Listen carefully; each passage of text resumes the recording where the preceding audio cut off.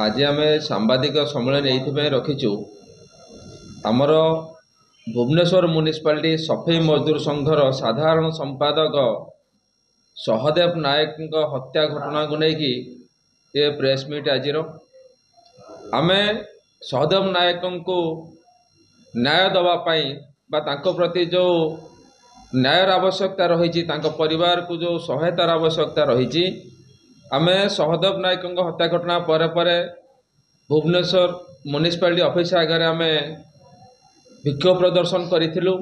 से समय प्रशासनिक अधिकारी मानक सहित आलोचना होता से माने प्रतिश्रुति देते जे सहदेव नायक धर्मपत्नी को भुवनेश्वर म्युनिसिपालिटी रे परमानेंट चाकरी खंडे दवापाई।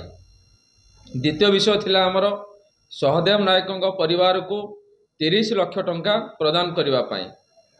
तापर आमर गोटे डिमांड थिला भुवनेश्वर म्युनिसिपालिटी सफाई मजदूर संघर साधारण संपादक सहदेव नायक मृत्यु घटना को सीबीआई तदंत दाबी आम करूँ।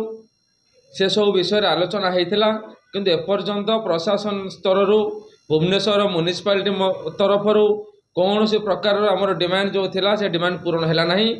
तेणु आम बाध्य 7 दिन पूर्वर आम एक नोटिस देइथिलु जहाँ म्युनिसिपालिटी की जणा जाइथिला। म्युनिसिपालिटी रे काम करुथिबा समस्त एजेंसी मानु मध्य चिठी आइथिला, श्रम विभाग को मध्य चिठी आइथिला, विभिन्न डिपार्टमेंट को आइथिला, डीसीपी को मध्य यार सूचना आम देइचु। आम मंचेश्वर थाना रे मध्य सूचना देइचु जे आमर ए केसर चार्जसीट तुरंत दाखल करा जाऊ। आउ जो माने आधेरे संश्लिष्ट अछंती विधिवत